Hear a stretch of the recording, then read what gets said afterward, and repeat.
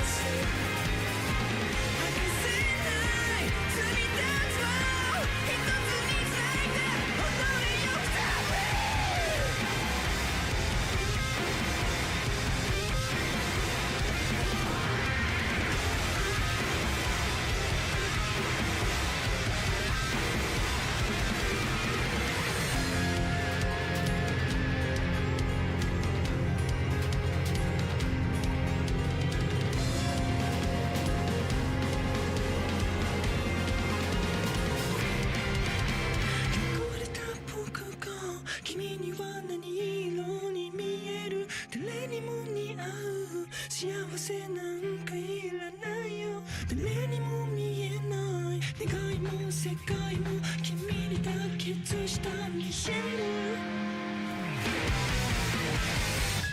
放つの光苦しい夢物語照らすはもっと言えばってポットかい位置についてくるよ意味の不明の今日意識はいつからかも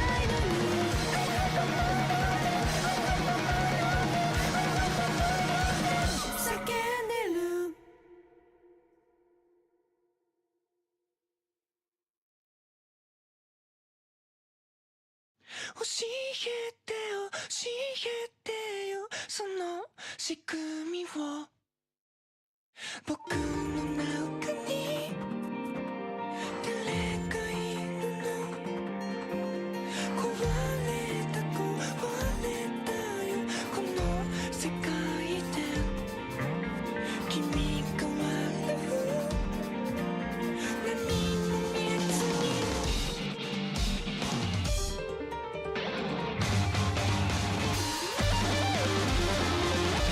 「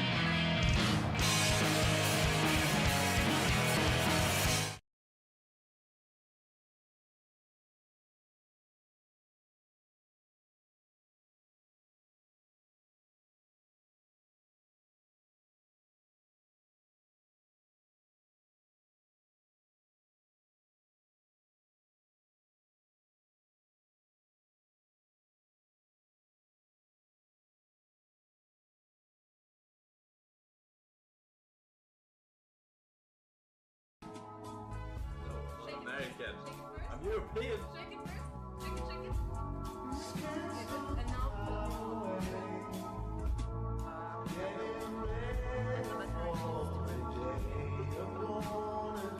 Look at that fucking ring. I made that. Final touch. I win. What is coming to this? I made the best ring ever.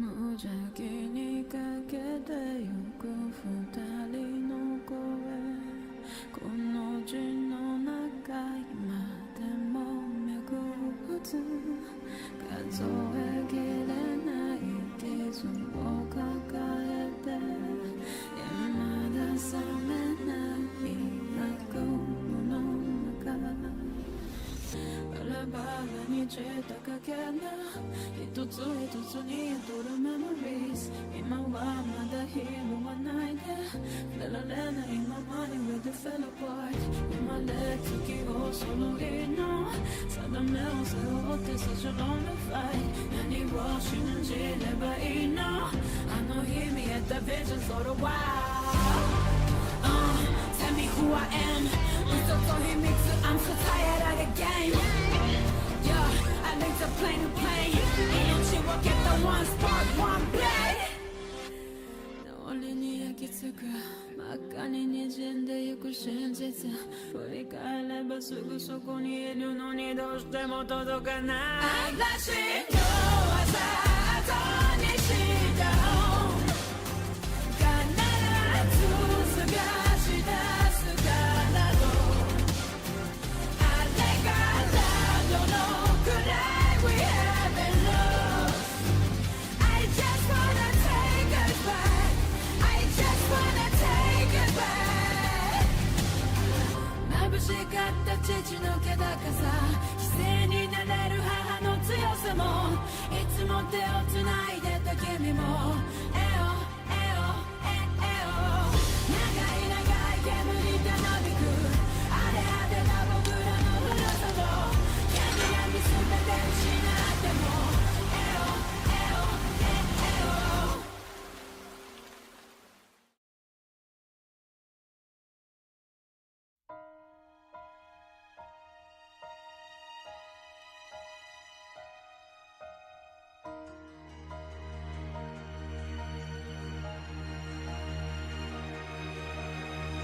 I could never see you winning in the game. Things have changed. I'll do it for the better, for the of us. I'll tear apart the dark mobiles. Think of me when I am gone. The moment the light comes on, you use up the steps that's good in me. They stole my joy forever. Now it's gone. My hand will keep me warm. Can never forget. Got to find a better way. Got away against the wind. Until the system changes from within. Come with me. Together we are strong. Any way to get it done. Get it done. So that I don't have to feel sorry.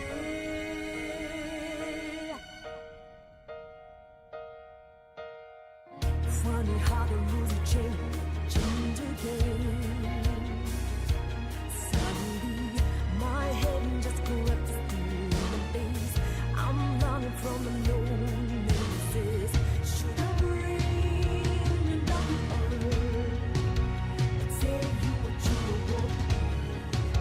Should do what you want, just They stole my joy forever. Now it's gone, but hate will keep me warm. Can never forget. Got to find, just find a better way. Run away against the wind until the system changes from within. Come with me. Together we are strong. Any way to get it done. Get it done. So the light don't have to feel sorry. Can never forget. Got to find, just find a better way. Run away against the wind until the system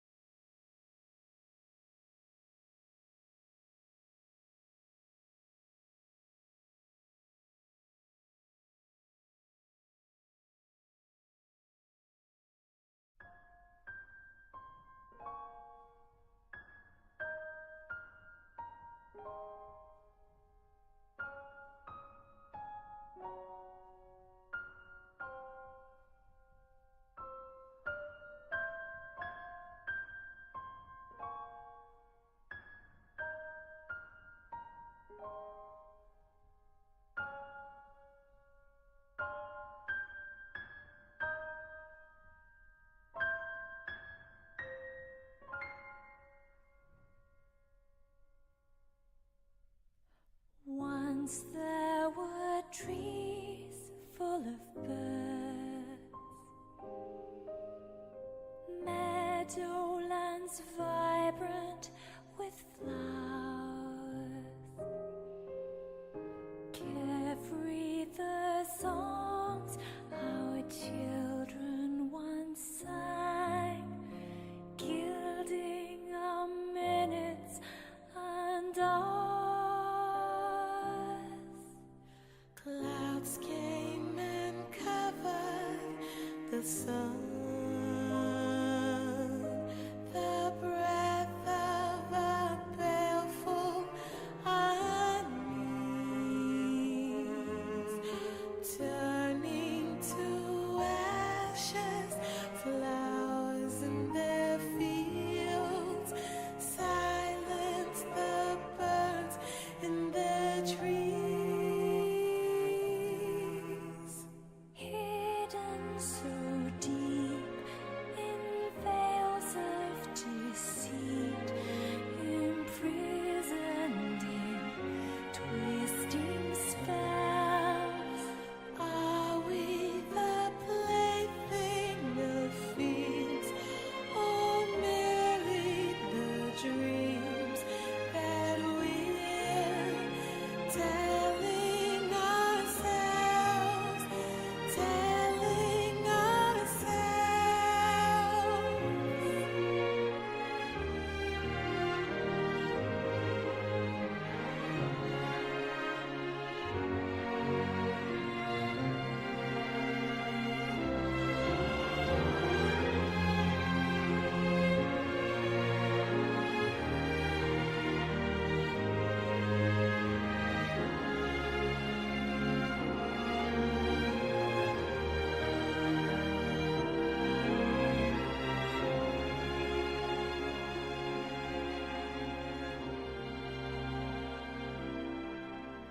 Strive till the phantoms are broken.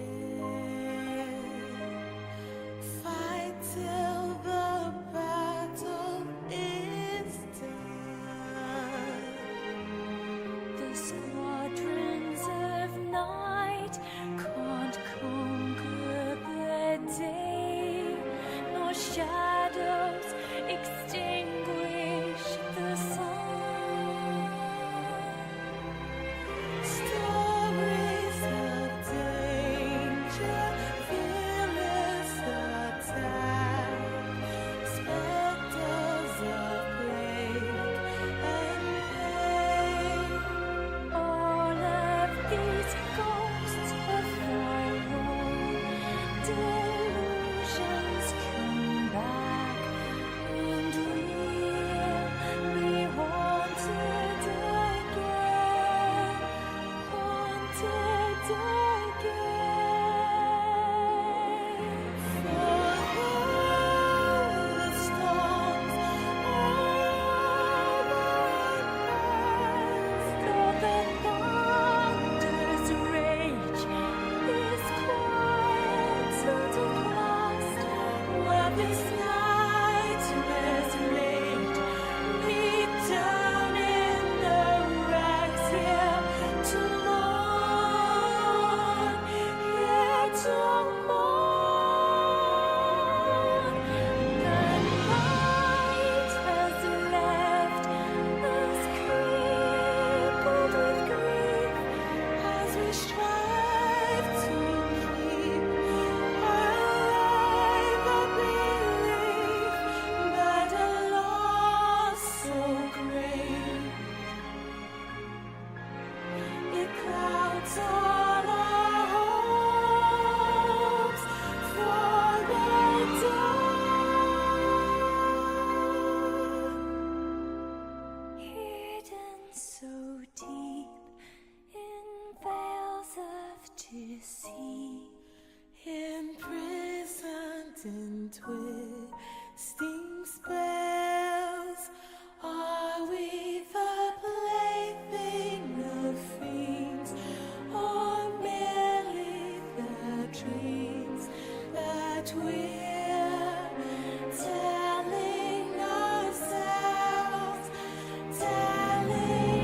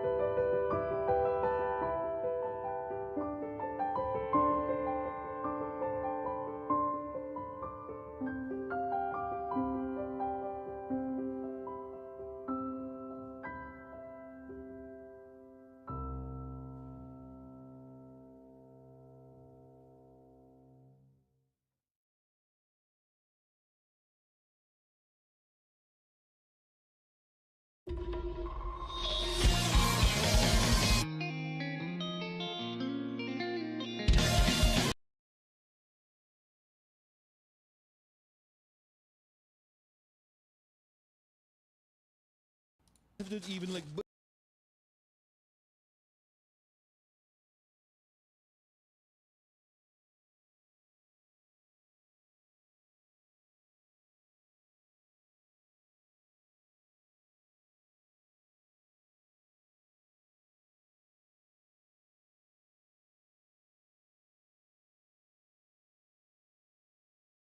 With me and Zerko, it's not really a falling out, but man, just burning bridges.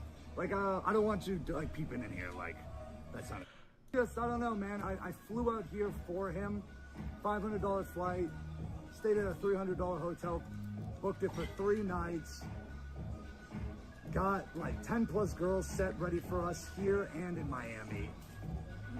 And then, yeah, he just got in one of his moods, dude, and just started talking bad about me, saying I was late for the stream, even though my flight got delayed and there was nothing I could do, even though we never agreed on a time. I got to Pandas at 9 o'clock.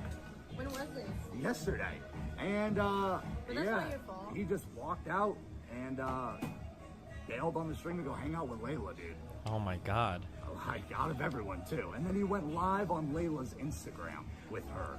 Oh no. So, and then like 2 girls show up to go do a like a double stream with me and him, and I go, yeah, he bailed. I don't know, like, it was very disrespectful, dude. Honestly, like we get in a lot of fights. Long story short, Mike's feelings are hurt.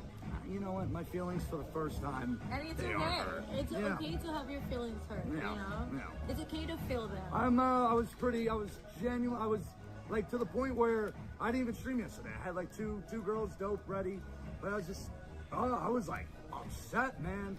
I was upset, bro. I was upset, man. And I don't get like that. Yeah, I don't know why he did that. Someone said Circa's delusional. But like, that's not even, it's not like we both were in LA, and then he told me to come, and I drove 20 minutes to meet him. Like, I took a $500 flight. I dropped like $1,000 to be here, just for you to ditch. I don't know. It's like time and money. So it was pretty disrespectful. And my community was very excited for the reunion. So there's no schizo rant about it. I'm not even gonna rant about it. I got nothing. Rep Zarka.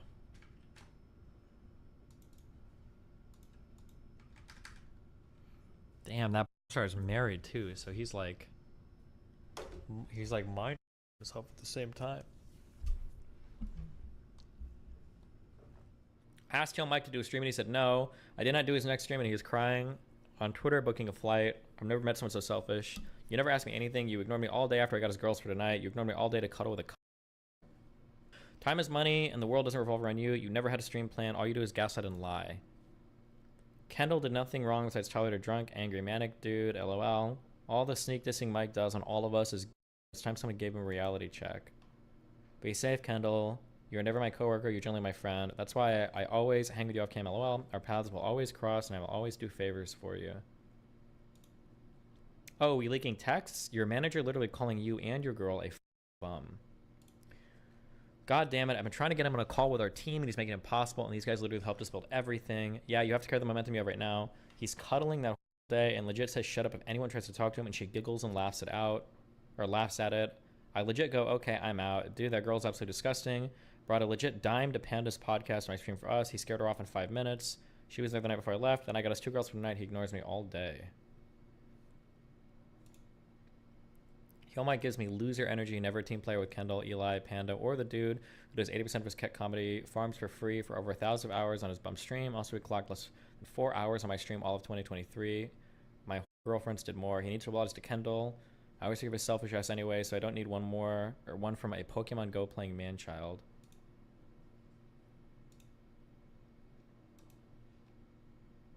The reason I left for Texas is because you have been radiating loser energy. Sleeping all day with a married your own team even knows it. You recently got a weird ego, and anyone who watched the past stream sees it. Kendall left the team because of you. You're unbearable. Kendall said he left because of you, LOL. You sure? You realize people lie to you, John. Reality will hit you soon, junkie. All the drama I got to deal with and people on my ass for 5K per month isn't worth it. My name can't be associated with John. Your views are up. Keep doing your thing. Be careful with how you move. And whatever you need from me that doesn't involve him, let me know. Damn. John is 100% trolling everyone. He legit doesn't care about anyone around him. It's all content to him. Yeah, but I mean, he's trolling, but I mean, it's like a half troll. Like, it's true too. He doesn't give a like. But yeah, I don't want to say I'm a prophet because I don't really get credit for predicting the same thing that Zerka's done over and over and over again. But this is the Zerka cycle. Welcome. You're on the Zerka train. This is what happens. Watch. Zerka's acting like. Hold on. I don't Jesus know what's Christ. good with John. This today. was- He's butthurt. He's mad that I'm pulling views without his ass. Jesus. And now he's like trying to turn his. What Zerka does is he goes on platforms, tries to turn the chat against them. He goes on Sneako's, trying to turn Sneako's chat against them. That's all he does. It's good. Zerka's fun, and then he. Oh, Heel Mike is realizing he's looking around. This is like your first time watching everybody do mushrooms, Zerk rooms for the first time, and they're like, "Oh God, am I in a Zerka cycle?" People realize they're stuck in a Zerka cycle. Heel Mike has realized he's like in a Zerka. He's like, "Wait a second, I bet it's real." He's realizing, "Wait, he did it to me." Not early, right? This is a new guy. No, this is not a new guy. He's like, "Wait, he did it to Sneeko. He did it to Fresh and Fit. He did it to Fuentes. He did it to the oh, am I in a Zerka cycle?" He gets a little too cooped up. It is intentional, John. You do it all the time, buddy. Yes, it is. You always do it, John. You try to leech. You try to do it. It's actually true. It's Just wait. Zerka says you were talking about Heel Mike in about 10 minutes from now. The biggest talks that I've ever done against Heel Mike is one, I think we've gone back and forth over like the wife stuff, but like it's like it was really minor. I don't think he's ever said anything hugely offensive about that, and I don't think I've ever said anything hugely offensive about that. I think that's one thing. The second thing, the only thing I didn't like about Heel Mike, and really this wasn't even about Heel Mike, this was about me being protective about Zerka, is it felt like Heel Mike was riding a lot off of Zerka's popularity, and Zerka wasn't doing anything on his own. So it was kind of talking Heel Mike, but it was more just like telling Zerka, like, bro, why are you on Heel Mike's stream every day? Go do your own. Like, stop making this guy a ton of money. Like, go do your own. That was basically the two big things that I like talked to Heel Mike about.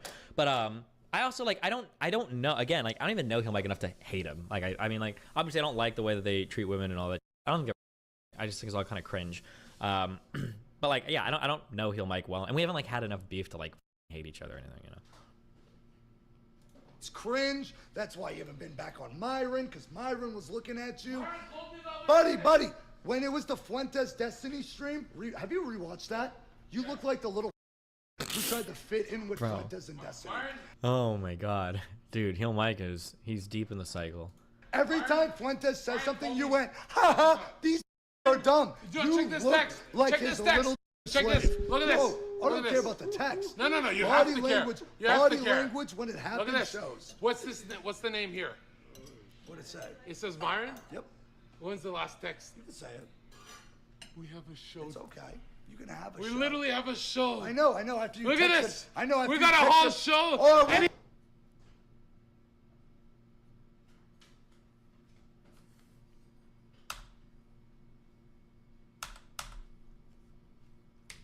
How do I rewind? what'd it say? it says Myron. Yep, When's the Look at these texts, guys. last text? you can say it. Watch this. We have a show. Look at all the blue. Oh my god. Look at all the blue. It's okay. What the? You can have Why would he show this? Bro. Did you see Myron's like one word response? What's Hold the name on. here? what'd it say? It says Myron. Yep, When's the last text? you can say it. We have a show. Look at Okay, you can have a We show. literally have a show. we've got like 2 lines. I know. After you Look at texted- this. I know. After We you- got a whole show, Oh, I and he's wonder why he letting me do responded. it. And you know what he Did you see said? those texts? Dude, it's a swarm of blue. Because- You're literally a Because look, You're a because stalker. it's ready. You're a No, stalker, look at this. Look, it's a swarm of blue. Because he literally is giving. Bro, no, bro, hold on. bro. This is good. You're gonna break my.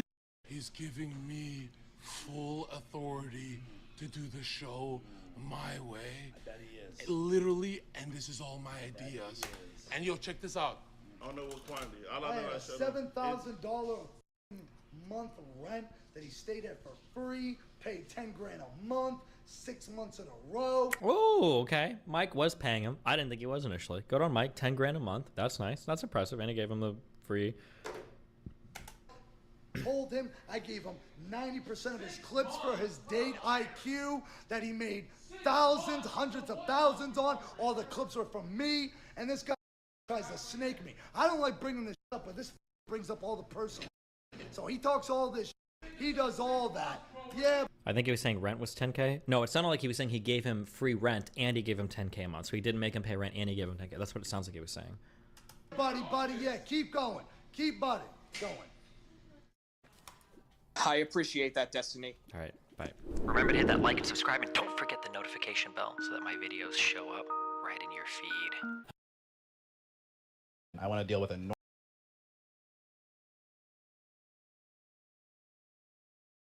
I think the first time I saw it was I think you were watching a Xander Hall video, and he like mentioned that he was using his PayPal account as just his bank account. Yeah. You're like, you're missing out on interest.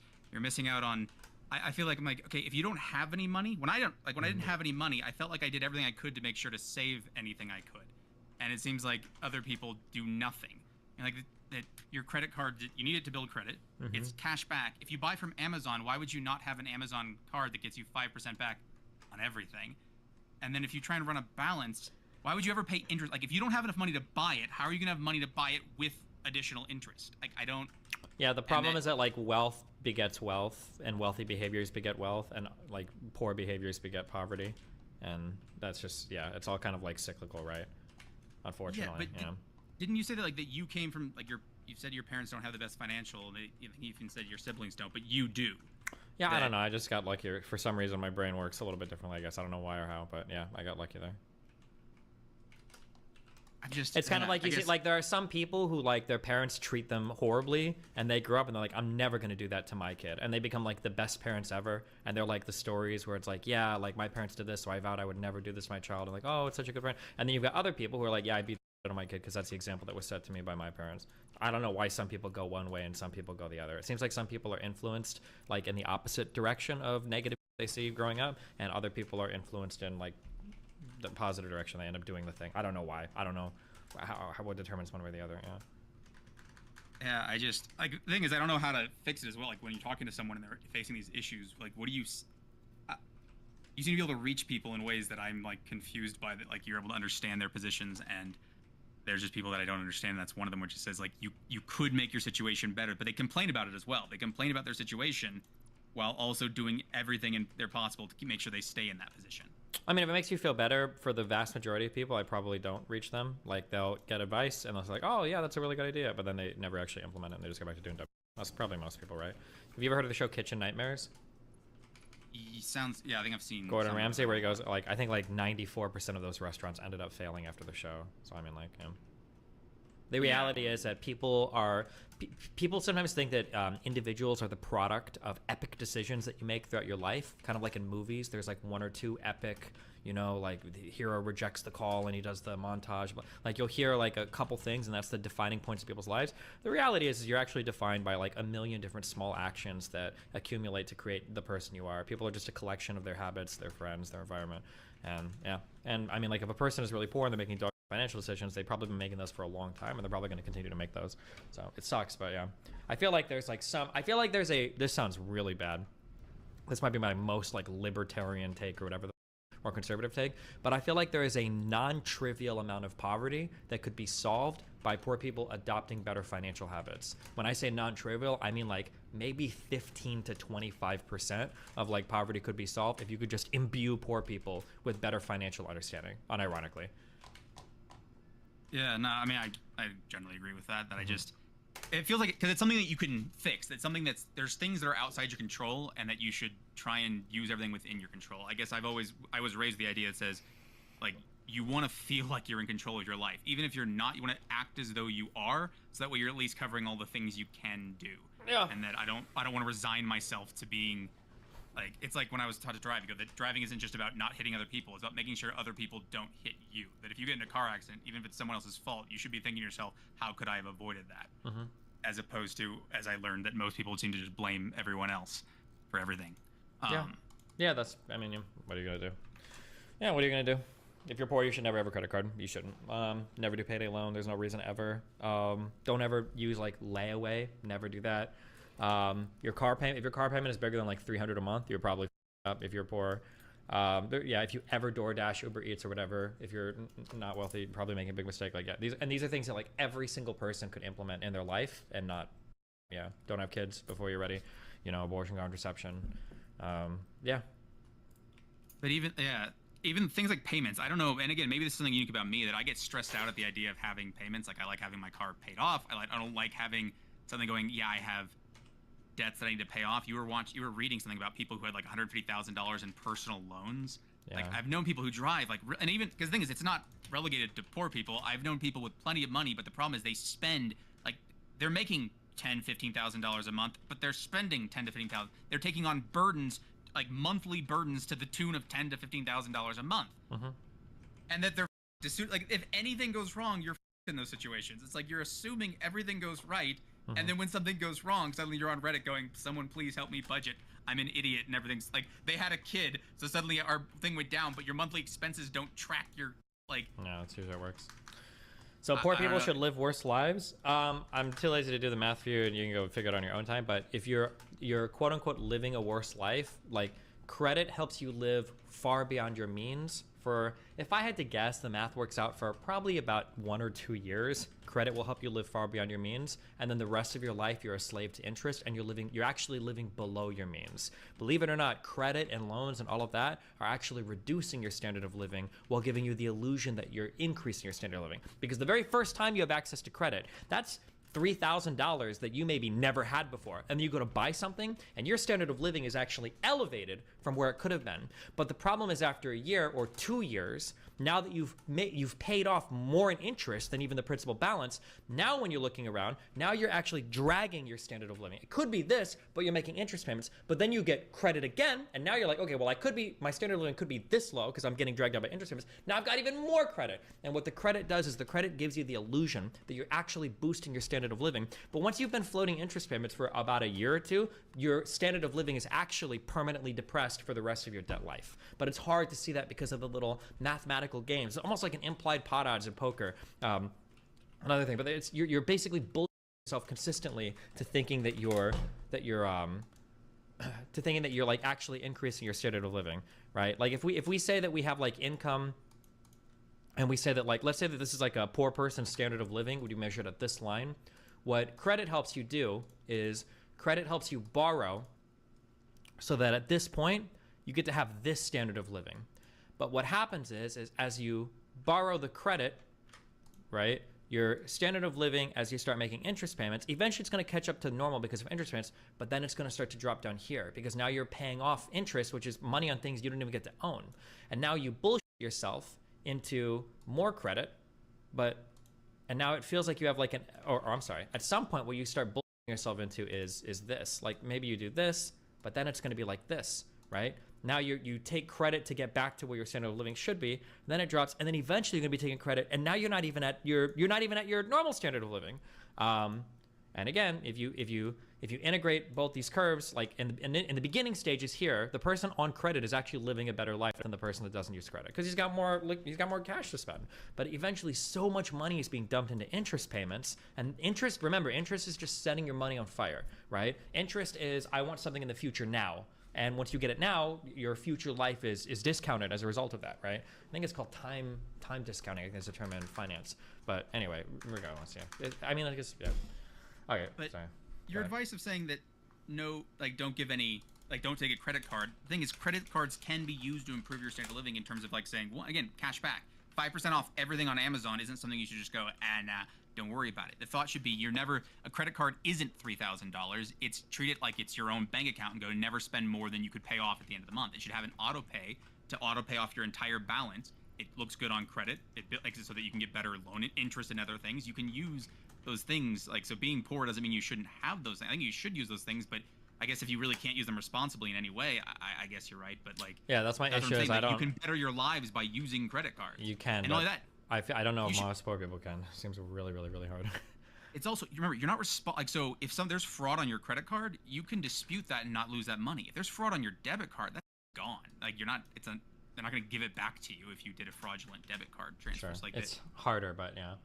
Yeah, and so I don't know. I just feel like I know people that I feel like they're leaving money on the table, and you're like, you can't afford to not You can't afford to leave the money on the table. Like, you can make your life better. Mm-hmm. I don't know. I don't know. I want people to be happier. I don't know how to get them there.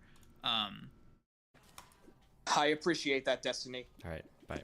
Remember to hit that like and subscribe, and don't forget the notification bell so that my videos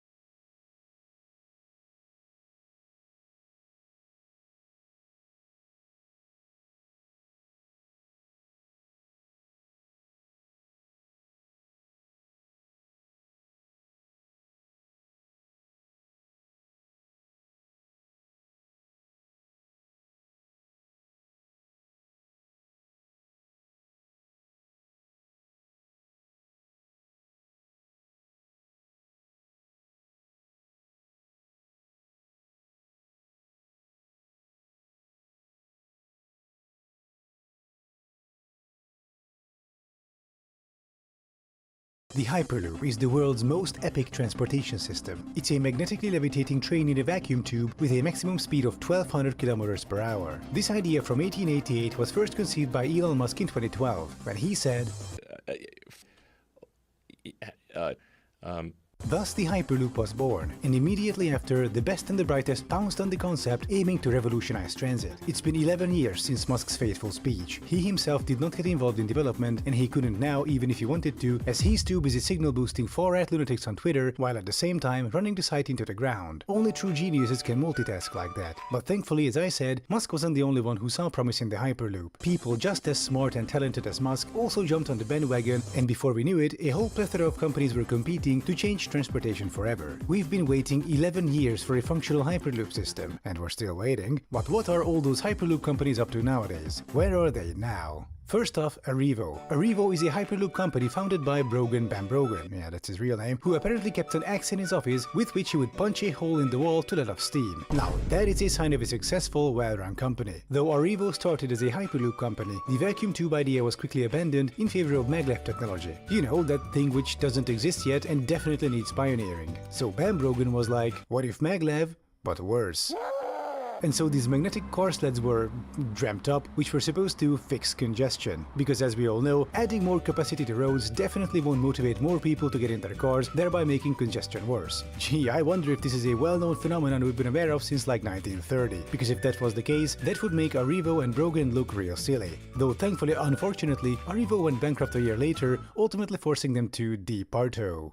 Next up, Hyperloop Delft. Oh, I've been to Delft. It's a beautiful, small college town in the Netherlands. And now they're also building a Hyperloop. Founded in 2016, after 7 years of feverish development, they have a tiny proof of concept model. Ah yes, the Amsterdam-Paris Hyperloop, which is most definitely needed. If only there was a fast and convenient transit link between these two cities already. Look, I don't want to give them too much shit. They are a non-profit, and this is clearly just a university project. Students come and go every year, and they get some useful hands-on experience working on their prototype. Nothing will ever come of it, sure, but this is first and foremost an educational tool. Plus the whole worked on the Hyperloop bullet point will look good on their CVs to recruiters who haven't watched my videos. Moving on, we have Hyperloop Italia. What is this website?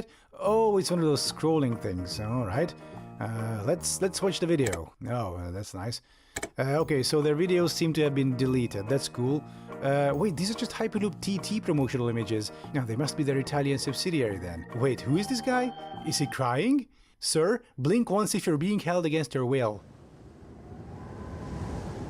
Since this is a subsidiary, let's look at the origin point instead. Hyperloop TT, the TT part meaning Transportation Technologies. They have a helpful section on their website exploring their progress so far. Okay, so in 2013 they were just starting out, 2014 the same, 2015 missing. Oh, 2016 was a busy year. They seem to have invented maglevs. Right, they just built a small-scale prototype. Revealing vibranium skin material. Wow! For those of you who don't know, vibranium is just a carbon fiber tube with some sensors in it. It's a name Elon came up with to appeal to sci-fi oriented young adults who are bad at interpreting social cues. Wow, what's this? Brno, Czech Republic, takes first step to create European Hyperloop connecting to Slovakia. Ah yes, Brno, the city that legalized parking on the sidewalk and that refused to help Ukrainian refugees who were of Roma ethnicity, left them out on the streets, and then tried to house them in a detention facility. Truly a place of progress and innovation. Back to the list, in 2017 it's more photo ops and PR stuff. 2018, wow, Hyperloop TT announces partners and construction start for commercial system in Abu Dhabi.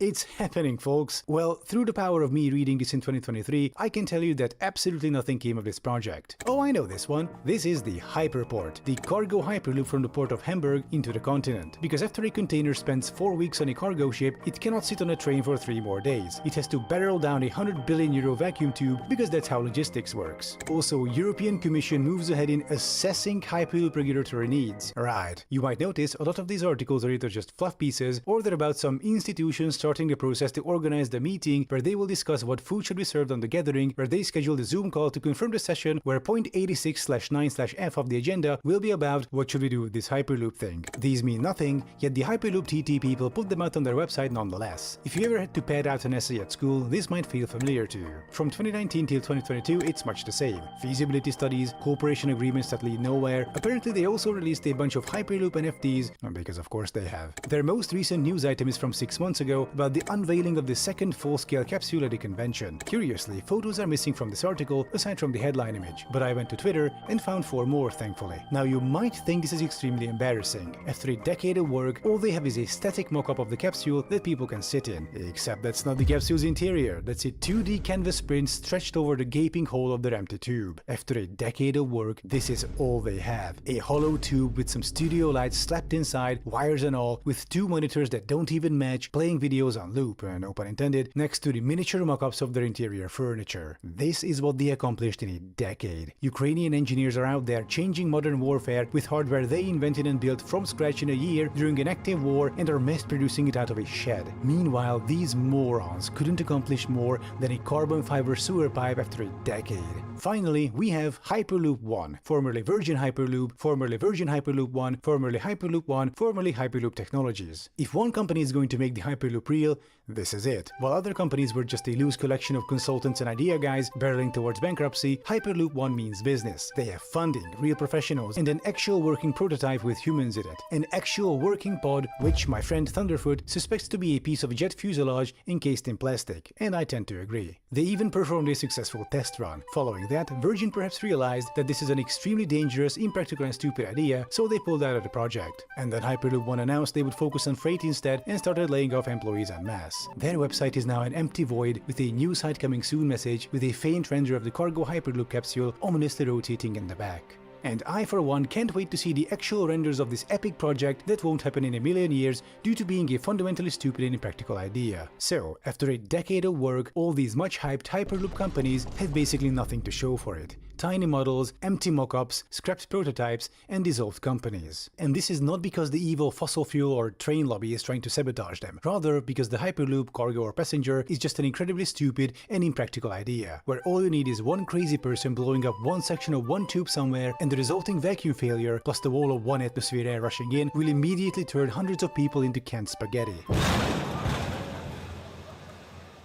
This is assuming they can even maintain such an enormous vacuum chamber, deal with the problem of heat expansion, tectonic activity, extreme weather, and so on, after managing to somehow purchase all the land needed across multiple countries in a straight line to be able to even potentially start construction. Seriously, all technical impossibilities and impracticalities aside, try drawing a straight line between 2 large cities and see how many villages, cities, lakes, rivers, national parks, and so on are in your way. Places where you cannot build but can't go around because your 1200 km/h pods cannot do sharp turns and would need an almost completely straight line. Once again, this is just a land acquisition. We haven't even talked about all the technical issues which make this whole project impossible. If you want to know more about those, I have a video about it you can check out, link in the description. Having reached the end of this train wreck, no pun intended, allow me to present the cherry on top. In the book titled Elon Musk, written by cultist Ashley Vance, on page 470, you will find the following. Musk had been thinking about the Hyperloop for a number of months, describing it to friends in private. The first time he talked about it to anyone outside his inner circle was during one of our interviews. Musk told me that the idea originated out of his hatred for California's proposed high-speed rail system. He insisted the Hyperloop would cost about 6 to 10 billion, go faster than a plane, and let people drive their cars onto a pod and drive them into a new city. At the time, it seemed that Musk dished out the Hyperloop proposal to make the public and legislators rethink the high-speed train. He didn't actually intend to build the thing. With any luck, the high-speed rail would be cancelled. Musk said as much to me during a series of emails and phone calls leading up to the announcement. Down the road, I might fund or advise a Hyperloop project, but right now I can't take my eye off the ball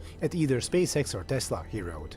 What you just listened to was a direct admission that the whole Hyperloop project was pure bullshit from the start, a cynical scheme devised by Musk to try to sabotage California's high-speed rail project to preserve the dominance of the car. Thankfully, he was about as successful with it as with running Twitter. But the sad part is, this scam has managed to kickstart a decade-long effort by people of lower-than-average social literacy to try and make their God's vision become a reality. It's a sad sight to behold, but honestly, did we really expect anything more than that? And this is the state of the Hyperloop in 2023, or was rather. We can all agree that this thing just isn't happening anymore. Too many people wisened up, and the California high-speed rail is actually getting built, so the Hyperloop concept has lost whatever little viability it had left. Some dictatorship might still take a crack at it, like the Saudis when they aren't busy gunning down Africans on their border, but ultimately I think we can pronounce this project dead. And I thank you for watching, don't forget to like and subscribe, and I'll be seeing you next time.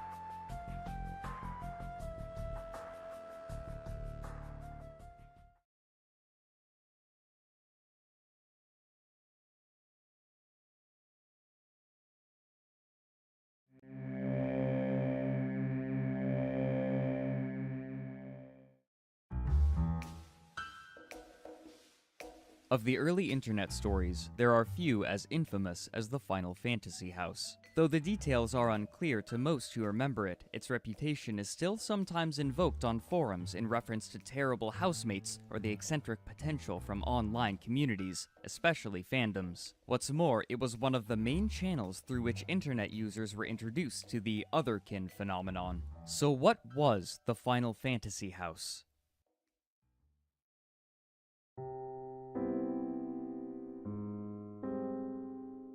On April 18, 2005, a LiveJournal user under the handle of GenkiCrack made a long, scattered post detailing an experience with specific fans of Final Fantasy VII, a popular and influential story-driven game from Japan. He introduced it by writing, "These people are dangerous. This is not a joke.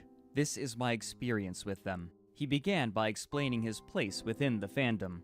Quote, "Most people watching the journal now probably don't know this, but back in the day, I ran a pretty popular website devoted to the characters Cloud and the very minor character, Zack, from Final Fantasy VII. It was really the only comprehensive one out there about the two, which was why it got such notice. I was used to receiving fan mail or other people's fan art, which I had put up on the website." Unquote. At the time of his alleged experience, he explained that he was a college freshman and a heavy drinker. In 2002, he was contacted by a person calling herself Hojo, referencing the mad scientist villain from the game, and the two began conversing with each other occasionally over AOL Instant Messenger. Hojo had her own fan site dedicated to her namesake, and following the same pattern, she began calling the writer Zack after his site. At the time, he thought nothing of this. Sometime after, he was introduced to Hojo's wife, who went by Genova, or Jen, after an ancient evil and alien creature from the game. The writer describes their first encounter online. Quote, "Then came a good old bombshell. I was asked if I had any memories of past lives. I do believe in past lives. I think it's a pretty valid cycle given how many cultures believe in it. So I told her no, I didn't, but I did believe in it. I should never, ever have said that. It was like inviting the vampire into my house. Jen's attack was swift and sure. She began in a flurry explaining things to me, how there are alternate universes. Do you grant me that? Sure, there could be. And in those universes, maybe, just maybe, video games actually happened. I thought it could be plausible, because I like imagining anything's possible. Through all of this and all this flurry, she tells me that she thinks in a past life, I was Zack from Final Fantasy VII. Think about it, she said. You're both country grown. You both have that instinct of dragging off friends who could be left behind. You'd take a bullet for someone, right? You say you don't believe in magic or any of that, and he wanted to be a mercenary. For all of his 5 or 6 lines, you have a similar speech pattern. You even live in a basement like he was locked in one, and you hate it. Addle your brain with freshman idiocy and vodka, and this will suddenly make sense. Sure, maybe I'm not him now, I said, but it was possible." Unquote. The writer agreed to meet them in the town of State College, Pennsylvania that winter to stay at their apartment a week before Christmas. He was met at the bus stop by Hojo, wearing a lab coat, who escorted him back to where they were living. Quote, "When we arrived at the apartment, Jen, who insisted I call her Genova and would often refer to herself as Jenny Nova, came storming up to Hojo and I, screaming in Hojo's face. I have no idea what it was about. She was wearing a purple skirt pulled up around her breasts. It looked like she had just got out of bed, and I was, to say the very least, intimidated. About 3 seconds later, she whirled around in a quick change, suddenly the nicest person ever. Whatever she was mad about was out the window." About this time, I started to realize, though, Jen wasn't role-playing when she talked about her children and other selves. Jen is what the internet calls a soul bonder, or in other words, batshit loony. She believes she has a lot of people living in her head talking, and when she wants to take on a personality that best fits a situation for her personal gain, she acts one out. I.e., if she wanted to get sympathy, she would raise the pitch of her voice and pretend to be an innocent child." Unquote. Despite these occurrences, the writer's overall experience was positive, and he would frequently return for visits, each time paying $300 for a bus ticket. With every visit, he would meet someone new, many of them soul bonders themselves. Jen would frequently ask for money to buy food, and the writer would relent, feeling a sense of obligation. She would also attempt to help the writer and others grow more attached to whatever Final Fantasy character she had assigned to them. This was achieved through various means, including pantomimed magical battles and a past life regression involving laying on the floor and listening to music from the game. In one instance, on a trip to the college, she and Hojo locked the writer in a soundproof room past the point of panic to help him, quote, remember being Zack. Another time, when meeting someone soul-bonded to the character Eris, Jen attempted to coax them into sleeping together. To this end, she announced that she was going to lace their food with aphrodisiacs, but whether she actually did so or not, her demands were not realized. As strange as these instances were, however, they were not enough to dissuade the writer when Jen and Hojo proposed that he move in with them.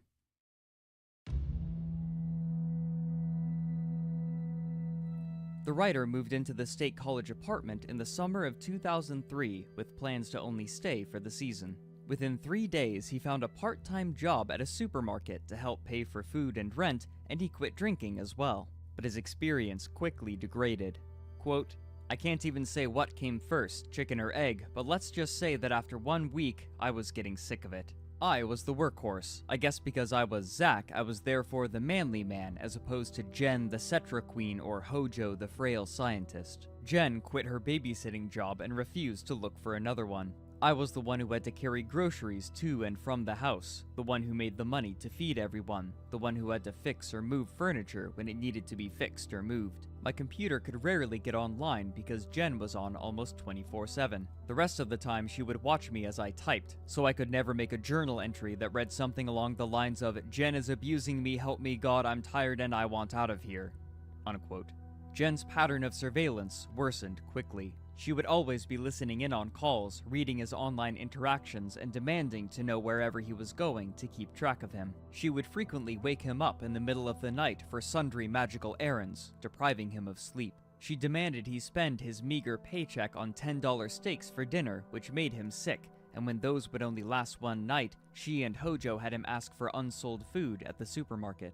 Nobody in the apartment would take out the garbage or clean besides the writer, who only washed the dishes, and so the stink festered in the apartment in the hot Pennsylvania summer. Jen only wore a single dress and refused to bathe, opting instead to use scented oil. The writer described the smell in the apartment as rotting flesh and a miasma of filth with Sparkle Sunshine Fairy artificial sugar scent sprayed over it. What's more, Jen and Hojo would beat each other loudly and with increasing frequency behind their bedroom door as the summer continued, each time followed by noisy sex. This pattern of starvation, sleep deprivation, surveillance, and social isolation eroded the writer's will, and he began supporting them blindly.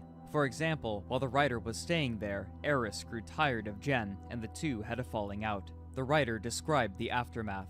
Quote, apparently, Eris called one evening when Hojo and I were at the used bookstore, stealing books, yes, that poor, and said she wanted some of her things back that she had left at the apartment.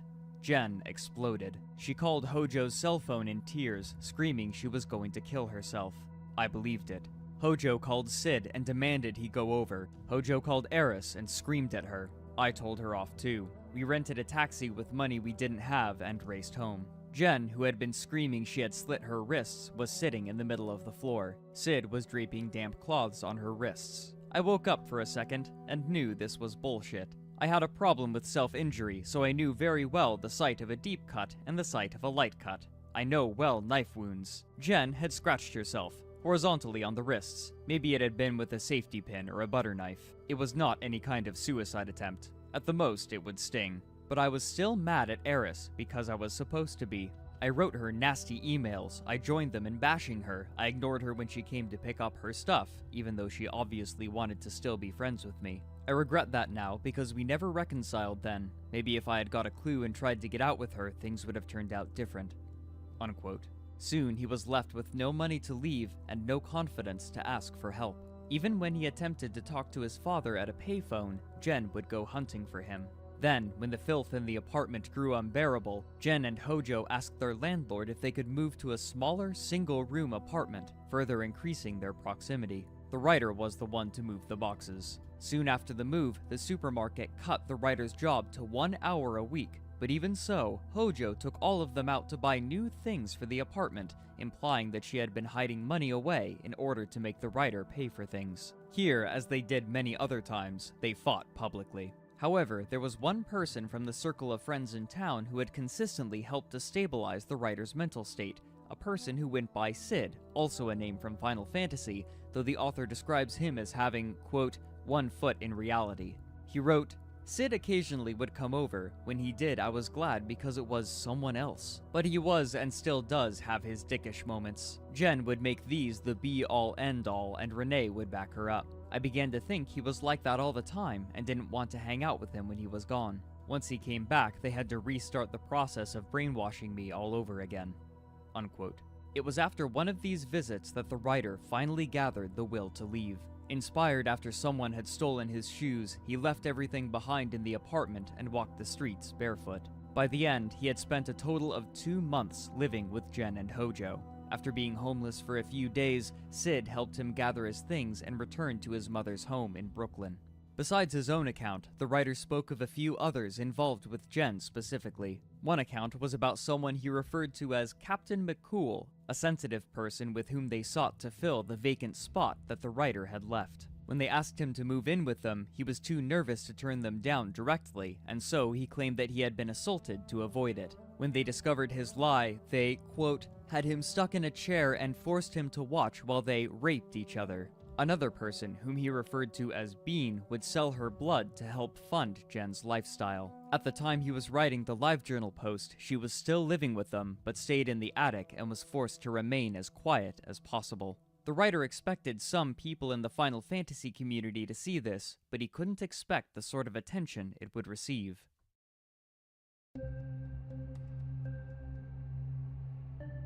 Word spread quickly about the LiveJournal post, and many fans of Final Fantasy, as well as Soulbonders, commented that they had heard some details about Jen and the group in State College, but hadn't known the extent of their behavior. Others who already knew her found these claims unsurprising. Beyond the community, however, this story gained interest on forums, including 4chan, who treated it with disgust and fascination. It was soon adopted into general knowledge as a way to reference poor living conditions and soulbonders, a subsection of a group known as Otherkin. It was here that the infamous story earned its generally recognized name and misnomer, the Final Fantasy VII House, or often just the Final Fantasy House. Though the rest of the internet would sometimes question its veracity, the writer's account seemed generally accepted within the Final Fantasy community. He began to receive testimony from other people affected by the group, many of them people he had met during his time at the apartment. To share their correspondences, he created a website where he cataloged the accounts of those who approached him alongside his own.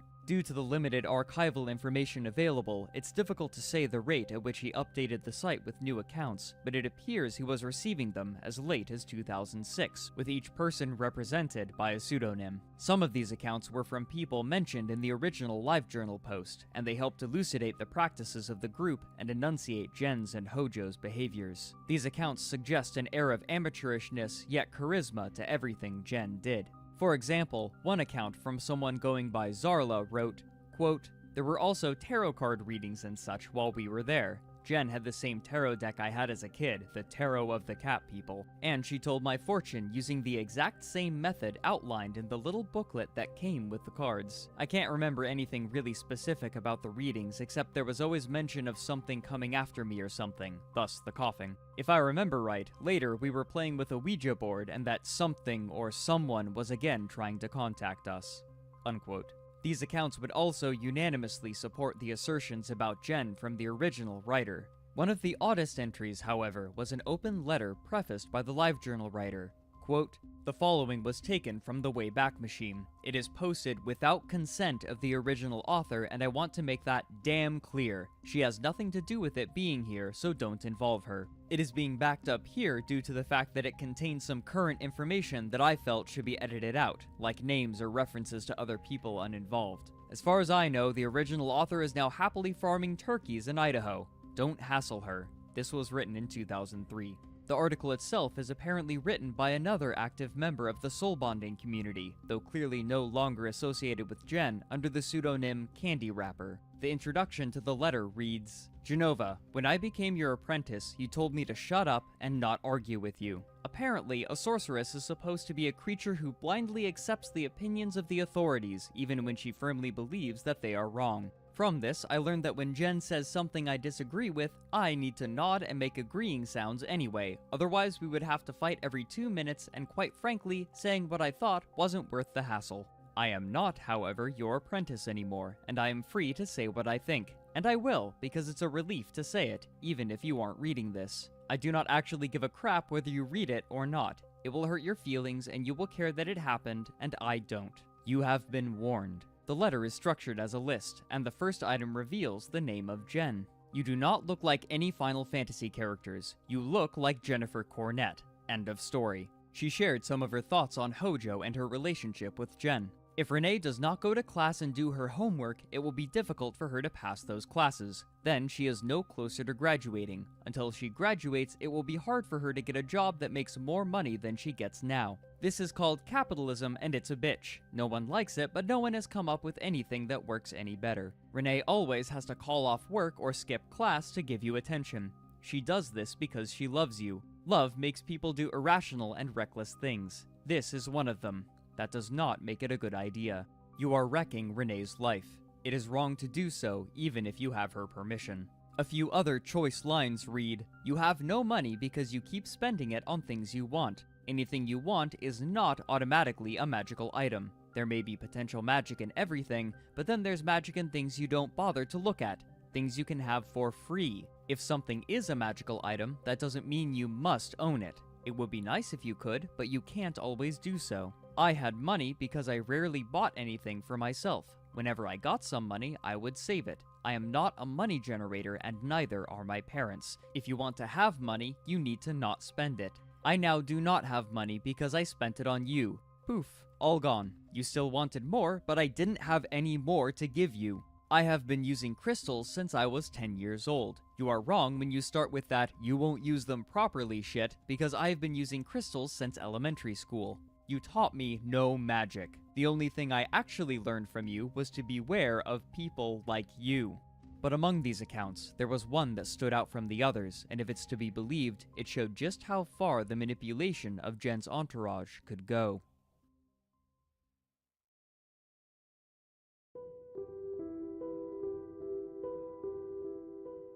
In November of 2005, the LiveJournal writer entered email correspondence with a woman who went by Mela. Mela had apparently known and bonded with Jen in a Utah boarding school, and rediscovered her online through an open letter. Though the quote in the email isn't quite the same, it's highly likely that the letter Mela discovered was the list written by Candy Wrapper. Hoping to reconnect, Mela asked the author of the letter for Jen's information, and sometime after, she visited Jen's residence for 2 weeks. Here, she claims Jen was able to convince her to spend $2,000 on various objects and food by asking only for small amounts at a time. Sometime afterward, likely in 2005, Mela made the decision to begin living with them.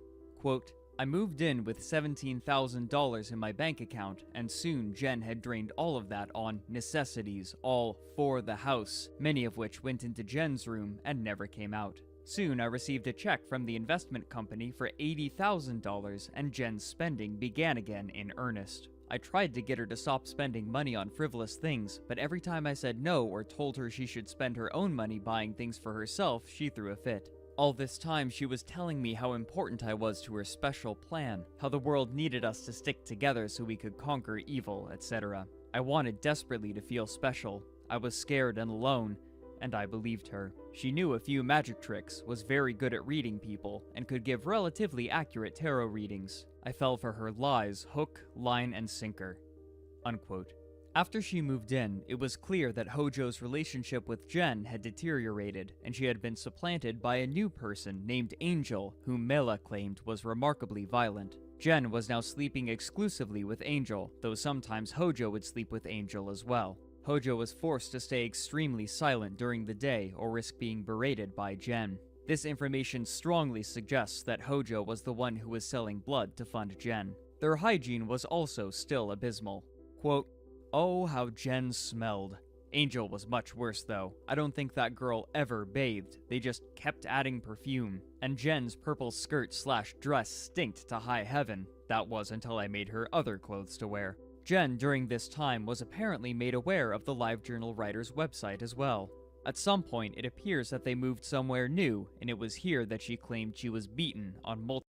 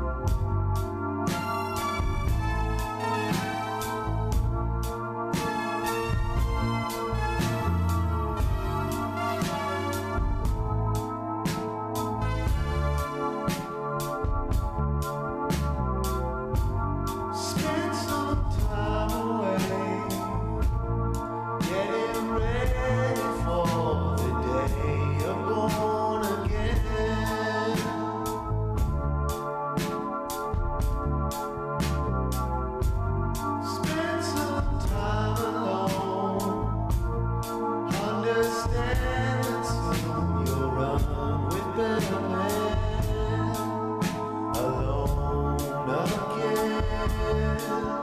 Alone again.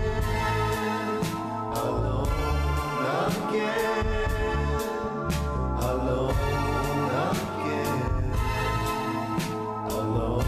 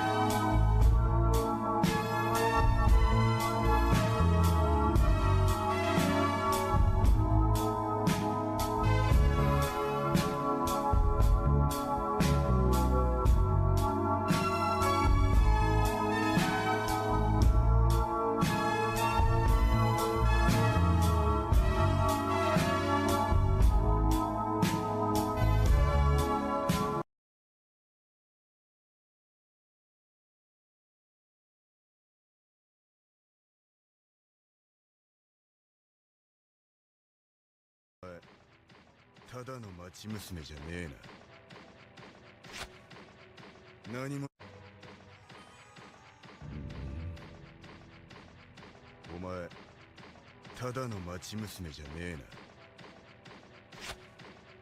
な。何者だ。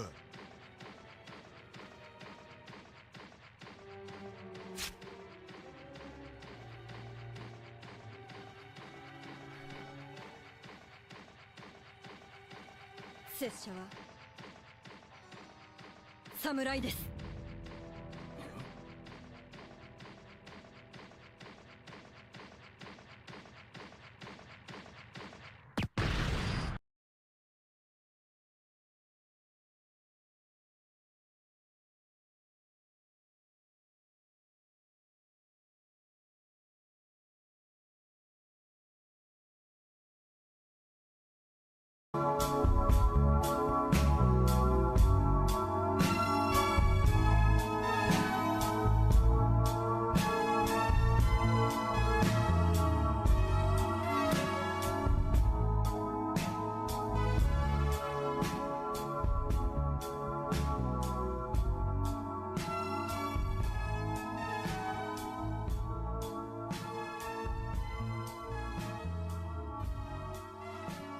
She's the one, Cole. Oh,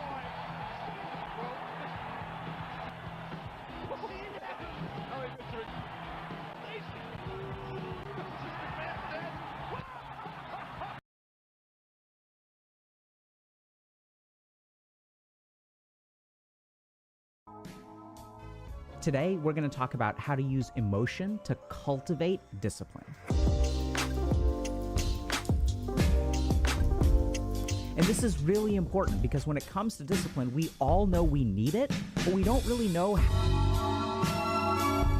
occasions. Once, during a dispute, one of them grabbed onto your Angela's avatar, hair so and started not the slamming real her you, head into the just floor, how you while want the Jen world and Angel to beat see her you. with their So- fists. loser like me. We're both losers. But as I learned more about psychiatry, I started to realize, oh my God, this person is actually not a loser.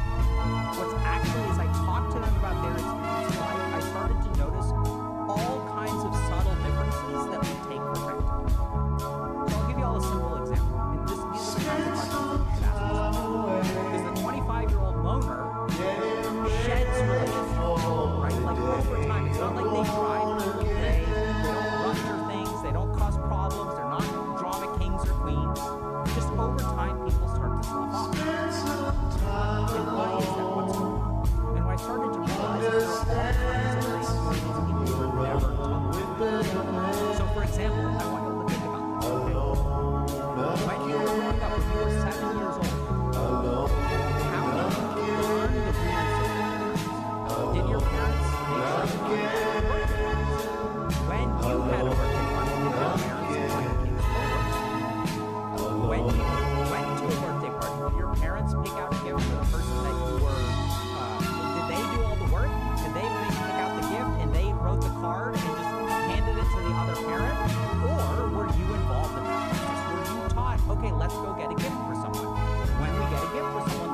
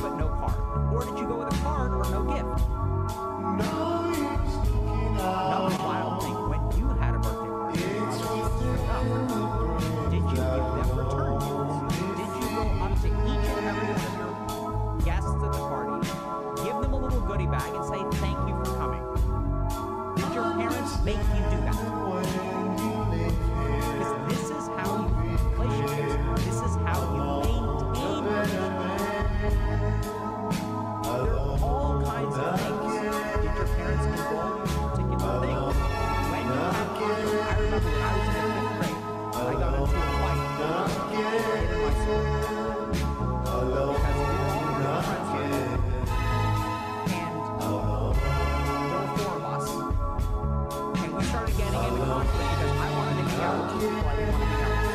The poor kid wanted to hang out with two people who wanted to hang out with me. I got a phone call from his mom to my house. And she talked to me a little bit about how it's not good to fight over friends. And like, is it kind of cringe? Absolutely. Was the kid embarrassed? I imagine so.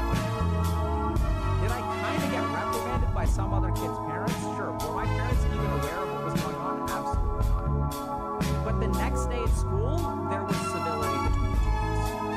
And we ended up doing fine for the rest of the day. A parent actually interceded on behalf of their child. How did the parent even know that? It's because they must have talked to their kid. They must have said, hey, what's going on with you today? I'm having trouble with my friends. And the parent is like, oh, let me do what a parent is supposed to do.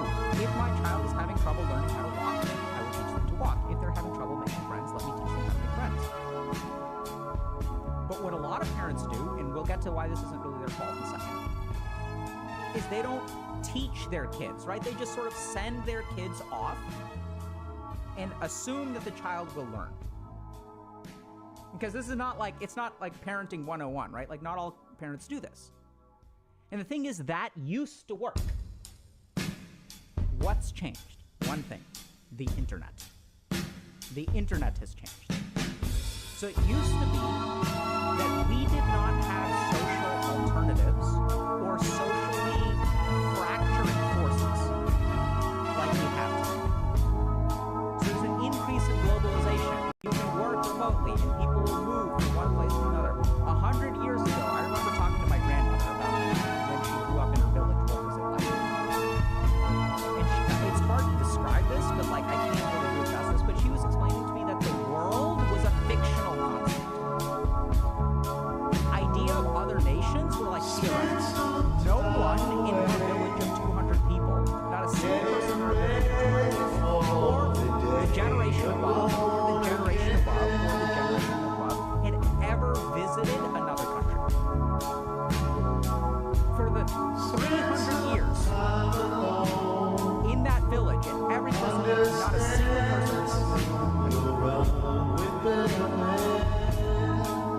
I remember when I went to that village, one of my like distant cousins, I came up to him and was like, did you come here in an airplane?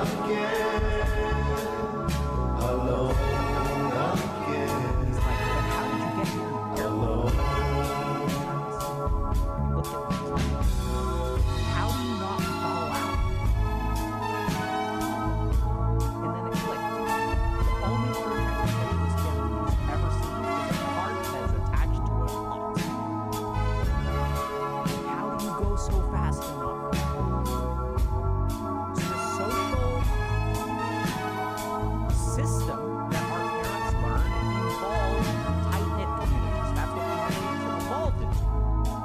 So that what we teach our kids, we just like kind of show up like in that village. You don't need to explicitly teach kids social skills because they show up, they go to school, they see the same bunch of kids. Half of those kids are gonna get married. They're gonna have families. They're gonna see each other every day in the.